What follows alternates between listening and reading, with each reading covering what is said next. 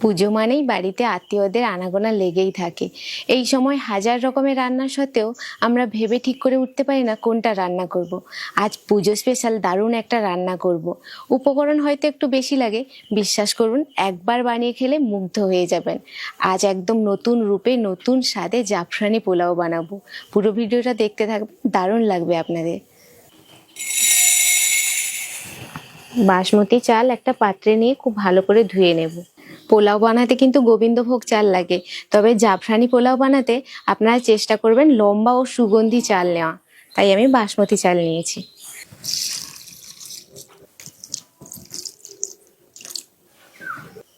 দেখুন চাল থেকে কত সাদা জল বেরিয়েছে, অনেক রকম পাউডার দেওয়া থাকে না। নতুন ভালো কিছু রান্না করতে গেলে দেখবেন আমরা সব গুলিয়ে ফেলি, এজন্য হাতের কাছে সবকিছু সাজিয়ে নিলে সময় যেমন বাঁচে আর কাজটা করতেও দেখবেন অনেকটা সুবিধা হয়। তাই প্রথমে আমি ভেজানোর কাজগুলো সেরে নিচ্ছি। চাল ভিজিয়ে 1 ঘন্টা মতো রাখবো, এর মাঝে বাদাম আরো যা যা লাগবে আমি ভিজিয়ে নিচ্ছি। দুটো বাটিতে উষ্ণ গরম জল নিয়ে নিচ্ছি। একটা বাটিতে কিছু আমন্ড, কিছু পেস্তা ভিজিয়ে নিচ্ছি, আর একটা বাটিতে কেশর ভিজিয়ে নিচ্ছি। নাম যেহেতু জাফরানি পোলাও, তাই জাফরান বা কেশরটা একটু ভালো মানের নিতে হবে, নাহলে পুরো রান্নাটাই বেকার। আর জাফরান কিছু দিনের মধ্যে কিন্তু নষ্ট হয়ে যায়, দোকান থেকে কেনার আগে ডেটটা অবশ্যই দেখে নেবেন। উনুন জ্বালিয়ে নিয়েছি, কড়াই চাপিয়ে দিই। কড়াইতে অল্প একটু সাদা তেল দিয়ে দিচ্ছি। কিছুটা পরিমাণ পনির নিয়ে ছোট ছোট করে কেটে নিয়েছি, অল্প অল্প করে দেব, দিয়ে এগুলো উপরে উঠিয়ে দিই। এইভাবে কম কম পনির দিয়ে ভাজলে খুব সুন্দরভাবে ভাজাও হয়। খুব বেশি ভাজা হবে না, হালকা লালচে হলে নামিয়ে নিতে হবে।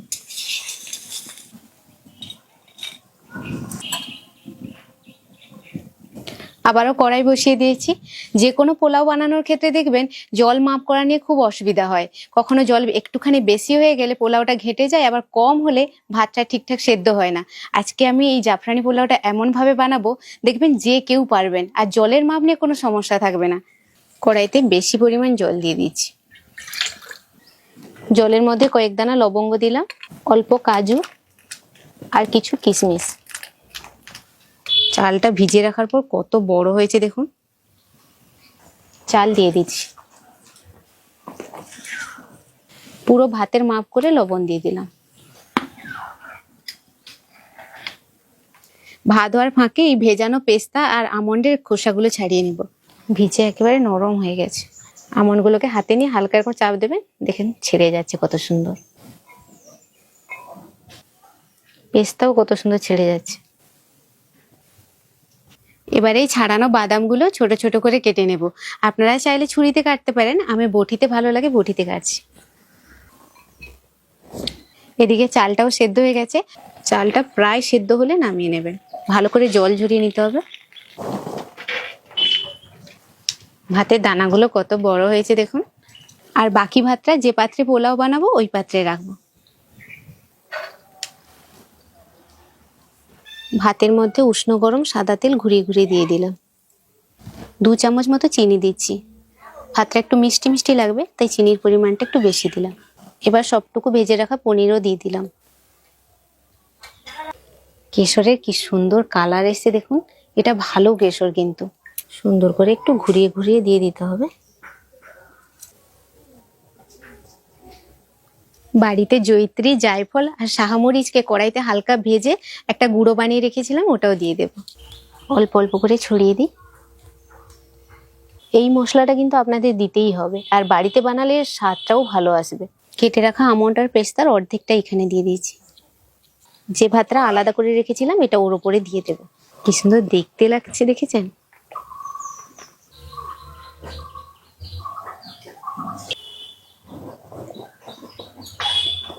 বাকি অর্ধেক কেশরটা এখানে উপরে দিয়ে দেব। কাজু পেস্তা আরো একটুখানি ছড়িয়ে দিই। ভাজা মশলাটা আর অল্প একটুখানি ছড়িয়ে দিচ্ছি। এখন দিচ্ছি পোলাওর মেন উপকরণ ঘি। ঘি প্রথমবার দিলাম, একটু বেশি পরিমাণ একসঙ্গে দিয়ে দিলাম। সব শেষে দিচ্ছি 2 চামচ গোলাপ জল। আমন্ড আর পেস্তা দেওয়ার আগে খোয়া ক্ষীর দিতে হতো, আমি পাশে এনে রেখেছি অথচ দিতে ভুলে গেছি, উপরেই দিয়ে দিই। যে কোনো মিষ্টির দোকানে খোঁজ নিলে এই খোয়া ক্ষীর পেয়ে যাবেন। এখন ঢাকনা দিয়ে নেভানো উনানে বসিয়ে দেব। তবে আপনারা যদি গ্যাসে করেন নিচে একটা তাওয়া দেবেন, তারপরে এটা বসাবেন। শুধুমাত্র তাপটা লাগবে, আমি আর জ্বালানি দেব না। 5 থেকে 7 মিনিট শুধুমাত্র এরকম গরমেই বসে থাকবে। দেখেছেন একেবারেই জ্বালানি নেই, এই আগুনের আঁচটা একটু লাগবে। বাড়িতে এই রান্নাটা একবার করলে সবাই খেয়ে অন্তত একবার আপনাকে জিজ্ঞাসা করবে যে এটা কি করে আপনি বানালেন। আর এই রান্নাটা এত সুস্বাদু হয়, ভাতের যত ধরনের রান্না দেখেছেন, ফ্রাইড রাইস, বিরিয়ানি, যতগুলো খেয়েছেন, এটা তার মধ্যে স্বাদটাই আলাদা। দারুণ খেতে হয় কিন্তু। উনুনের তাপ একেবারেই কমে গিয়েছিল, 10 মিনিট মতো রেখেছিলাম, নামিয়ে নিচ্ছি। কিছু সময় রাখার পর ঢাকনাটা খুলে দেখবো। এবার এক সাইড থেকে দেখি, বাবা কি সুন্দর রং এসছে দেখো। যেমন সুন্দর দেখতে হয়েছে তেমন পোলাওর গন্ধে ঘরটা পুরো মৌ মৌ করছে।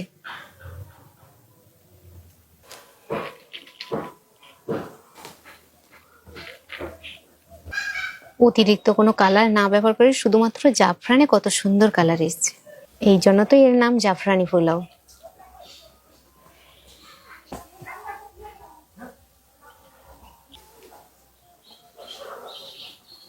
দুপুরে সবাই মিলে খাওয়া দাওয়া করবো আর একটু আলুর দম বানাবো। এখন একটু মাকে দিই, মা ওখানে কাজ করছে, একটু নিয়ে যাই। উনুন তৈরি করছে। হয়েছে? বানাচ্ছি গো। এটা এই উনুনে আমাদের ঘরে রান্না বান্না হয়। মা খুব সুন্দর উনুন বানায়। যত উনুন হয়, এটা দুটো মুখ, এটাও বানায় ভালো বানায়, আর এক মুখও ভালো বানায়। মা একটু খাও, তুমি তো হাতে খেতে পারবে না। কি বানিয়েছো?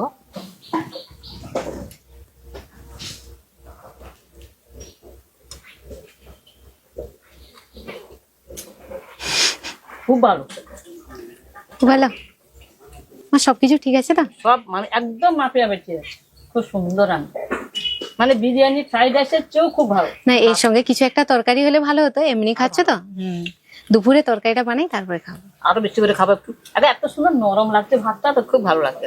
আর এই রান্নার সঙ্গে না যে কোনো রান্না ভালো লাগবে, আমিষ বানান, নিরামিষ বানান, সবকিছু ভালো লাগবে। এমনকি ঘরে কোনো আতিপাতি রান্না দিয়েও খুব ভালো লাগবে খেতে। আমার মনে হচ্ছে আমি সেরা রান্না খাচ্ছি, সত্যি বলছি, খুব ভালো লাগছে। আরেকটু না।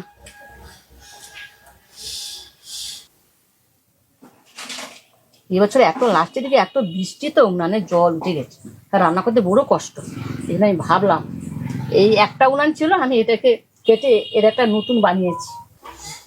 এই রান্নাটা এত নতুন তো, কোনো রেস্টুরেন্টে যদি এটা বানায়, মানে পুজোতে দিব্যি বিক্রি হবে, দারুণ হবে কিনা মা? বাড়িতে তো বানালে তো খুব ভালো। সামনে তো পুজো, এই রান্নাটা তাড়াতাড়ি। বা কোনো অনুষ্ঠান ঘরেও এই রান্নাটা, অনেকে তো বাসন্তী পোলাও করে, ফ্রাইড রাইস করে বউ ভাতে, এই রান্নাটাও ভীষণ ভালো। একটু হয়তো উপকরণের মাত্রাগুলো অনেক বেশি লাগে, তাড়াতাড়ি কিন্তু খুব রান্না ভালো। বান্না করে রেখে দিয়ে পুজো পুজো দেখতে চলে যাবো, এসে বিন্দাস খাওয়া দাওয়া হবে। আর একটু না মা। পুজোতে কিন্তু এই রান্নাটা একবার করে খেতে পারেন। সবাই খুব ভালো থাকবেন, সুস্থ থাকবেন। আজকের মতো আমরা ভিডিওটা এখানেই শেষ করছি। হলেও খাওয়াটি হচ্ছে। টাটা।